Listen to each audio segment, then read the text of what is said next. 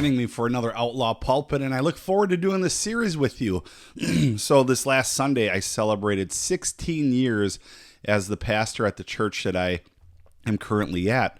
And it's been an interesting ride, to say the least. I started off as the youth pastor back in 2004 and was quickly promoted up to pastor through quite a few unfortunate circumstances. So here I am 16 years later, and I thought I would do a series here on the Outlaw Pulpit called 16 Things I've Learned Over the Last 16 Years. And so some weeks I'm going to cover 2 items, some weeks 1, depending on time. And my hope with this is that those of you that are pastors in a brick and mortar building or a pastor in general would learn a few things from this, but also just people in general that if you've worked with people for a long time and you're in a management position or a foreman or whatever the case may be, that you might be able to learn some interesting things from things I've learned in the church world and how they can carry over into the main marketplace, the main job force, whatever the case may be. And so I'm going to start off with the first big one. You know, the first one that I've learned over the past 16 years, and honestly, I knew this in the previous 8 years before this, or 9 years before this as a youth pastor, is this: those that gossip to you will gossip about you. This is true. You know, wrong things will be said, okay? I'm just going to throw that out there. If you're a pastor, get used to it. Wrong things are going to be said. When you work in my situation, when you work with people for 16 years, one might think you become a polished person and you're always going to say the right thing. And that isn't always the case. I often tell people, just go ahead and pinch yourself. If you feel flesh, then you're human. And that means you're going to drop the ball. I have dropped the ball before. In fact, I've dropped the whole rack of balls at times. And not that I'm happy about it, but it just shows that, you know, pastors are people that will say the wrong thing. And sometimes pastors are very apologetic about it. Other times they don't even realize what they did. And some, well, they meaningfully do it in order to get their point across. And that doesn't always make it right. You know, I've often said that a pastor or a church or a best friend for that matter should at some point put a sign around their neck that just says, "I'm sorry." I think that's the best thing we could do, because we've all had friends, we've all had best friends that, you know, at one point or another, something was said, something wasn't done, and you owe an apology. For the churches, there's things that I guarantee you in every church, there's something that's said, something that shouldn't have been done, and an apology is in order. And so this goes through all situations. If you're listening to this right now and you're thinking, well, that's not me. Yes. Yes, it is you. In fact, I remember in my youth pastor days how many kids were excited to go off to college, Bible college or regular college, and be roommates with their best friends. And after the first year, guess who's no longer best friends? Those two people. So wrong things will be said. And I'll get back to my statement about those that gossip to you will gossip about you. But, you know, the fact of the matter is that majority of your pastors are not licensed counselors. They aren't. They're pastors. They're credentialed as a pastor, and if they're going to become a licensed counselor, then that means they're going to pursue more schooling. Now, there are pastors that, quite honestly, are licensed counselors, and they do a great job. Their people skills are phenomenal, and yet I am quite sure I think they've probably dropped the ball as well, said things they shouldn't have, said things they should have, but was taken the wrong way. And so sadly, in some cases, those that consider themselves faithful churchgoers by attending once a month at best, they are the ones that will leave saying, well, that's not my church. I got hurt. They said the wrong thing, you know, whatever the case may be. And there's no room for forgiveness. And quite honestly, I would say I've been in that boat before. A lot of people have been in that boat before. And it takes a person to say, all right, I forgive them. And they've forgiven me, and I'm going to move on.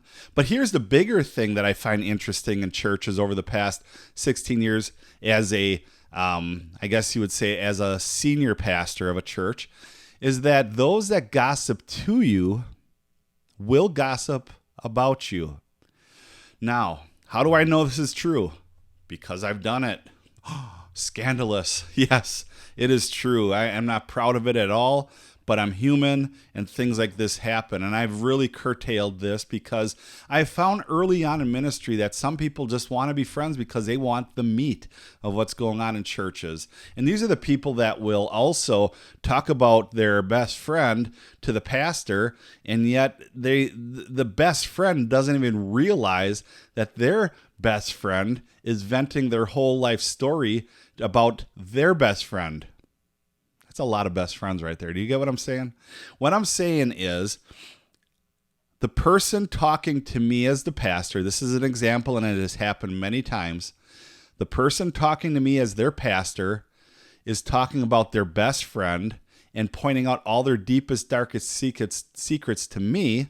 And therefore it's like, okay, I get this, but this best friend confided in this best friend, and now I'm hearing the news. And that goes to prove those that gossip to you will gossip about you. This is just a way of life. And this theory holds up solidly in every situation. If a person is willing to go down to the level of gossiping about you, then guess what? They will gossip about you in the long run. Now, I've had scenarios where people have gossiped to me about people that they would call a good friend, a best friend, a cousin, a relative, and the person that's being gossiped about has no idea. They just think everything's fine. But then what happens is if something over here blows up, then they pull this person with them. And like, for instance, here's an example. If I say something wrong or do something wrong or preach an off theology about something, a misinterpretation of scripture, then what happens is the person that is on the outside of it will point to their best friend who has a friendship or relationship with their church and say, I can't believe pastor spoke on that. I can't believe pastor said that sort of thing. I can't believe the pastor said he owes me an apology, that sort of thing. And what happens is they pull their best friend down and now they're away from the church as well. Meanwhile, I'm holding on to a nugget, and other pastors and other people that were gossiped to hold a nugget saying, if you only knew what this person was saying about you, this thing would implode. This kind of points to another fact that I've learned over ministry, and I'm only staying on one point today, but this points to another thing that a lot of leadership has, and that is the mutual destruction. Okay? In other words, this is a military term.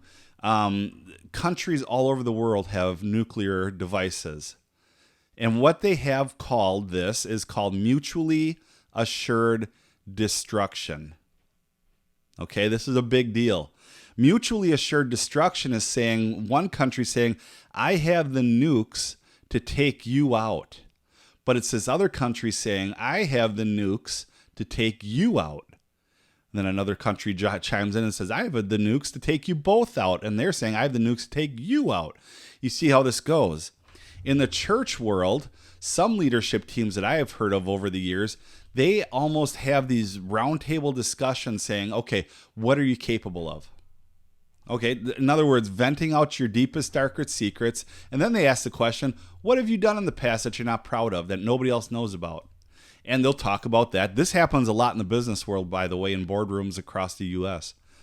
And what they're doing is saying, okay, now we're a tight-knit team. We have the ins and outs of you, okay, of each other. It's not to manipulate or anything, but we have the ins and outs of you, and we're going to hold this dear, but it brings the group closer together, knowing what your weaknesses are, what you've done, and all of that stuff. And everybody in that room goes around the table, from the leadership to the board or to the employees and whatnot. And so they have that capability. And what they ultimately can say is that if any of you think you're better than the other person, and you decide to air the laundry out on this person and try to take them down, then guess what? We have everything on you to do the same. It's a mutually assured destruction. Now, I guess the question is, have I ever exercised that before? I did once, actually.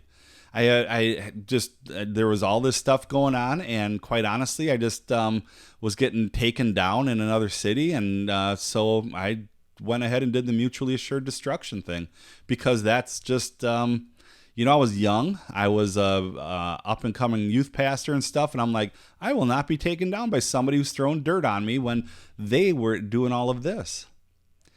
I realize this sounds like a very sticky situation in a church setting, but we're human. And this is something that people work with. And so the big essence of this teaching, I guess you could say, is this. Those that gossip to you will gossip about you. That raises some questions. Are you a gossiper? If you're a pastor, are you gossiping to other people, maybe under the moniker of prayer request, and throwing and just airing the laundry out on somebody else? And then the question is, are you throwing somebody under the bus and then saying, oh, but they're my best friend, they're all of this, and meanwhile you're gossiping everything about them? Because if you're doing that, it needs to stop. I realized this years ago, that if I gossip about somebody, and I still get caught up in it once in a while, I'm not proud of it, but it's called human nature. And I realized that, you know what? Those that gossip to you will gossip about you. I've seen that in friendships in the church. I've seen that in relationships outside of the church. I've seen it in life. And so that's one of the biggest takeaways I've seen over the last 16 years, that those who gossip to you will gossip about you. And then I would just say, and those that are basically being gossiped about, well, quite honestly, you better pray that nobody else airs the laundry out on that person regarding what you said about them. It could get to be a very, very ugly situation. So I realize that this talk may have been a little confusing on my explanations, but think about that for a minute as you listen to this and say, oh yeah, if so-and-so is gossiping to me, then the chances are is that so-and-so is gossiping about me. It's plain and simple. And if you can safeguard yourself against that sort of thing, you're going to go a long way in ministry. I know my ministry, my life has gotten better since I've really over the last quite a few years curtailed the gossip that comes out of me. And if I find myself doing it, I got to stop. I got to learn to stop, because I don't want to get hurt. I don't really want that other person to get hurt. So there's something to think about.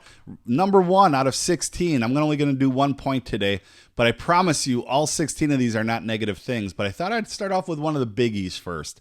So if you have any thoughts, any questions, email me. You can go right here on the screen, outlawpulpit@gmail.com, and I'll answer your questions on the next podcast. Hope you have a great day.